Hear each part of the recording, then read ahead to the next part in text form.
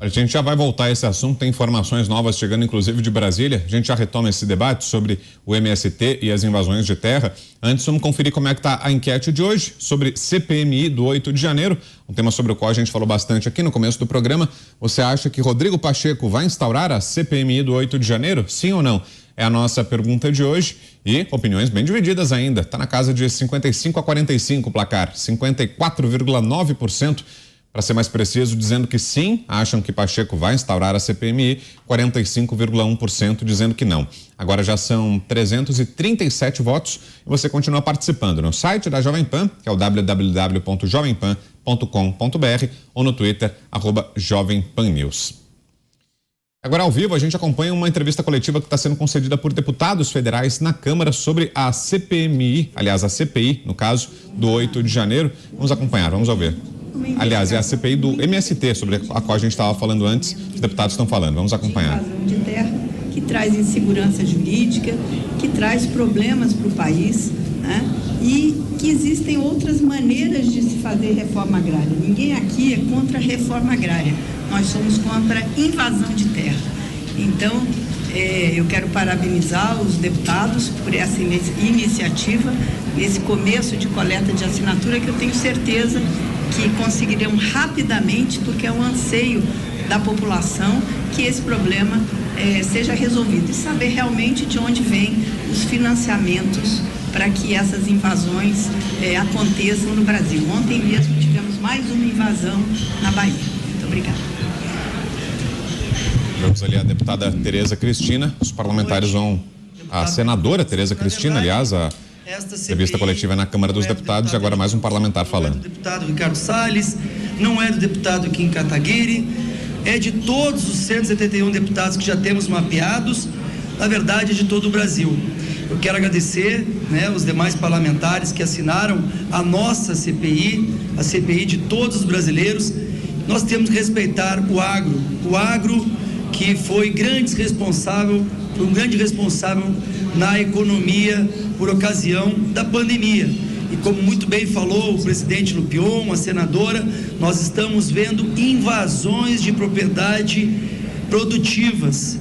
Nos primeiros 2 meses, tivemos mais invasões do que os últimos 4 anos.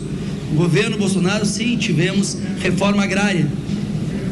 Mais de 400 mil títulos rurais entregues para pequenos agricultores assentados. Então, venho aqui humildemente pedir para que os demais parlamentares continuem assinando. Já temos mapeado coletiva, então, na Câmara dos Deputados em Brasília. Qual o ambiente por aí, Zé? Será que, diante dessa mobilização, a gente viu ali vários parlamentares reunidos, senadora Tereza Cristina, ex-ministra da Agricultura, outro ex-ministro do governo Jair Bolsonaro, o deputado Ricardo Salles, que foi da pasta do Meio Ambiente. Será que, diante dessa mobilização, vai sair a CPI do MST, Zé? Esse é o tenente-coronel Zuco, o autor do requerimento, e eu conversei com ele hoje. Ele dizia que está aumentando, né? E admite que o que está fazendo aí o aumento diário de assinaturas é o apoio da Frente Parlamentar de Agricultura e Pecuária, a antiga bancada ruralista, né? É muito importante dizer que a proposta dele é só para a Câmara dos Deputados, né? E são necessárias 171 assinaturas para a instalação. A reação do governo é interessante, que é a ideia de criar várias CPIs, instalar na frente, porque o regimento da Câmara não permite mais do que 6 CPIs em funcionamento. Então, instalar 6 CPIs e descartar com a possibilidade de outras. As outras entrariam numa fila na Câmara dos Deputados. Então, há uma resistência sobre a MST, né? Essa é a CPI do MST, e o debate é o seguinte: é preciso investigar o que está acontecendo. A novidade que eu disse aqui, e a postura diferente, é que no governo passado, no governo do ex-presidente Jair Bolsonaro, houve 14, no governo inteiro, 14 invasões. E agora já passam de 22 invasões, 2 meses de governo, né? Então, é reagir agora para impedir essa onda que parece ter iniciado, né? E foi uma ideia que você trouxe aqui no programa, inclusive, né, Mota? Eu lembro que você foi um dos primeiros a falar em CPI do MST. Parece que ela vai ganhando força. É uma boa mesmo, Mota? Será que pode ajudar a resolver o problema? Temos mais um minuto, Mota.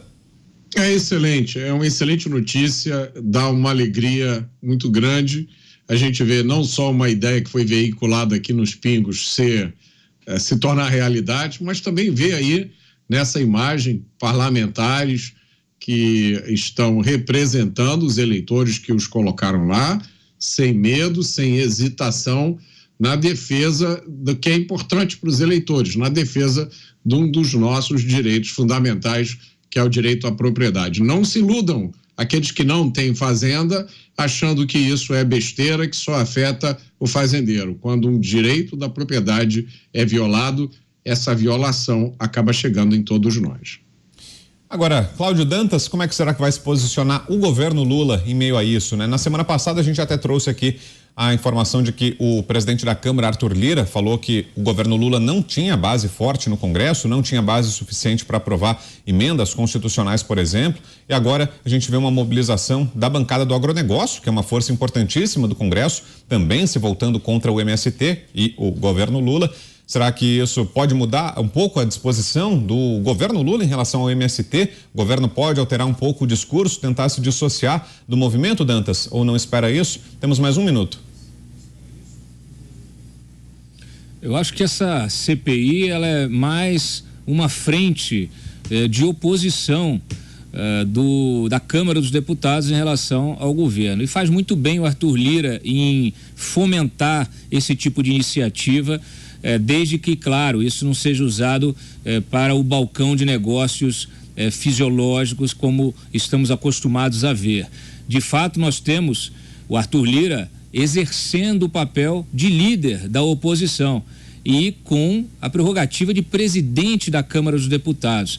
Ele tem hoje aí uma responsabilidade imensa para impedir que a agenda hegemônica e autoritária do PT prevaleça. Então, espero que Arthur Lira honre a sua função para a qual foi reeleito e exerça de fato esse papel, aglutine as forças de oposição, de centro, de direita, em torno do seu mandato e faça aquilo que a Câmara deve fazer, que é fiscalizar o Executivo e pautar os temas de interesse geral da sociedade. Temos aí reforma tributária, nós temos a cobrança em relação ao marco fiscal. Não fiquem esperando o governo, não. Atuem, legislem, não deixem nem o judiciário e nem o executivo legislar. Nós temos visto nos últimos anos essa de forma reiterada esses outros dois poderes exercendo o poder do legislativo. Então é preciso que isso termine. É preciso que cada poder volte para a sua caixinha. E nenhum caminho melhor do que colocar o Congresso de espinha ereta e exercendo o seu papel fundamental, especialmente a Câmara dos Deputados, que é a Casa do Povo. Agora, Pavi, é muita CPI, né? Até quando eu fui chamar aqui, quando a gente foi falar sobre esse assunto, até me confundia que falei CPI do 8 de janeiro, porque tem muita CPI, né? Do 8 de janeiro, é do MST, tem tentativas aí de CPI da Americanas, das joias, até CPI das ONGs que se falou. Será que nesse caso do MST é válido o mecanismo, Pavi? É o caso mesmo de uma comissão parlamentar de inquérito ou será que está sendo banalizado esse instrumento, Pavi? Mais um minuto. Esse caso da Americanas não é. Tem a CVM, tem a Justiça.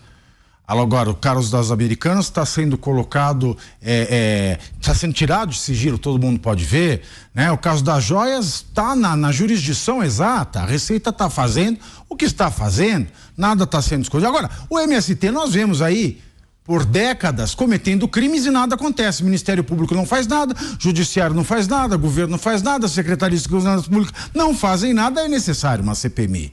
Uma CPI, como é o caso de uma casa só, da Câmara. Então, eu aplaudo a iniciativa. Se eu fosse da Câmara dos Deputados, eu assinaria. Se eu trabalhasse lá, eu estaria trabalhando como pastinha. Eu ia cobrar deputado por deputado assinatura. Mas quando eu ouço que a lista está aumentando, eu me lembro que o ex-presidente está voltando, que a reforma está chegando e eu prefiro só acreditar vendo. Ô Zé, vou repetir para você a pergunta que eu fiz aqui pro Pavinato. Será que está sendo banalizado esse instrumento? Porque é muita CPI, né? O pessoal gostou dessa ideia por aí, né, Zé? Pois é, Pavinato, você me lembrou aqui uma guerra que um ex-governador de Brasília fez contra o gerúndio. Ele chegou a publicar no Diário Oficial isso mesmo, proibindo o gerúndio no governo dele. Essa história de analisando, discutindo, votando, instalando, isso tudo é muito impreciso, né? O indo pode ser agora, daqui a 5 minutos, 2 anos, 3 anos e tal. Então, o gerúndio, depois dessa decisão do ex-governador aqui, atrapalha a vida do mundo, não é só no Brasil, não. É muito gerúndio. Mas nesse caso aí, a gente tem que admitir que há uma necessidade e a postura diferente, você falou aí do malvadão, do dono, não está mais assim. Aí é que mora a diferença. Antigamente, quando um deputado fazia um discurso contra o MST, ele perdia muitos votos e era taxado, carimbado. Agora ele ganha votos, dependendo, evidentemente, do lado que ele está, né? Então, assim, mudou o conceito. E essa CPI iria exatamente desmascarar e mostrar. O povo romantiza muito essa história do MST. Eu conheço pessoas que saíram da faculdade, não para ganhar terra, mas para fazer volume e fazer esse movimento. Fazer um movimento. Agora você imagina, né? É uma romantização de um crime. E aí o que acontece? Daqui a pouco vira até assunto de escola de samba e ganha prêmio e recebe vamos dizer, alguma medalha por fazer uma ilegalidade. Essa romantização de vários setores, ela deve ser proibida, assim como foi proibida a possibilidade de publicar aí algumas coisas dizendo que os militares tinham que voltar ao poder, coisas desse tipo, né? Então é isso, é a romantização de um crime e isso está acabando ao gerúndio de novo ou acabou. E, Mota, você acha que essa movimentação no Congresso Nacional pode servir até como inspiração ou pano de fundo para as assembleias legislativas, para que nos estados, os deputados estaduais também tomem a iniciativa e investiguem as invasões que estiverem ocorrendo em cada estado, mais ou menos da mesma forma como está acontecendo no caso da invasão do 8 de janeiro, né, em que a Câmara Legislativa do Distrito Federal abriu ela própria uma investigação que já está correndo, essa CPI já está em andamento, já tem depoimentos sendo colhidos, providências sendo determinadas. Vão estar fazendo, indo, a gente está se afundando com o gerente. Você acha que nos estados poderíamos ter também CPIs paralelas do MST, para além do que vai acontecer na Câmara dos Deputados, Mota? Poderíamos e deveríamos, Brown. Esses atos políticos têm uma função simbólica muito importante. É isso que o Zé Maria falou. O Zé Maria foi no alvo. A partir do momento em que a gente acha charmoso, bonitinho, fofo, esse tipo de coisa, nós estamos cavando um buraco para a gente, né? Eu tenho uma frase que eu repito sempre: o país que não condena um criminoso moralmente jamais vai conseguir condená-lo judicialmente. É a mesma coisa que acontece nesse caso. Eu já contei aqui várias vezes, não passa uma semana sem que eu veja um jovem ou uma jovem das áreas mais abastadas do Rio de Janeiro se dirigindo à praia com a sua cadeirinha debaixo do braço e o bonezinho vermelho do MST. Isso é uma manifestação terrível de um fosso entre a compreensão que aquela pessoa tem do mundo e o que acontece na realidade. Então, esses atos políticos, eles têm uma dimensão prática, mas eles têm uma dimensão simbólica muito importante. E é o que você falou, Brown, né? Eu vejo essa cena aí do Ricardo Salles falando, o tenente-coronel Zucco, os outros parlamentares. Isso aí é um chamado à nação brasileira, aos homens e mulheres que entendem o que está acontecendo. Levantem a sua voz, manifestem-se da forma que vocês puderem. Se vocês forem parlamentares estaduais ou municipais, façam o que vocês podem fazer, né? Uma moção de protesto, tudo que tiver ao seu alcance. Essa é uma briga de todos nós. O ataque à propriedade privada, ele começa com essas ocupações de fazendas, de grandes empresas improdutivas, e ele termina com o Estado determinando se você vai ou não vai poder morar na casa que é sua. Isso não é ficção, meus amigos. Isso já aconteceu várias vezes na história. Agora, Pavinato, do ponto de vista político, você espera mudança? Será que o governo Lula pode, de alguma maneira, tirar um pouco do pé? Claro que pode. O governo Lula pode tudo que ele quiser. Tudo que ele quiser. O governo Lula, ele pode dar desinformação sem ser punido. O governo Lula pode chamar um oponente de praticante de um crime pelo qual ele não foi condenado, sequer investigado, sem sofrer as mesmas penalidades do que aquele que o chama de praticante de um crime pelo qual ele não foi condenado recebe. O governo Lula, ele pode ficar silente a uma organização criminosa como o MST e nada acontece. O governo Lula, ele pode se omitir quanto ao terrorismo de um grupo como o MST e nada. O governo Lula pode tudo. Então sim, se ele quiser se voltar com o MST, ele pode. Ele pode não condenar uma democracia e ser chamado de democrata. Ele pode ser amigo do Nicolás Maduro e ser candidato ao Nobel da Paz. O Lula pode tudo, basta ele querer. Mas ele quer? Todos nós sabemos que não. Porque se quisesse, ele já tinha se livrado há muito tempo das más companhias. Mas não sei se ele gosta delas ou se elas o amam demais, que eles não conseguem soltar a mão de ninguém.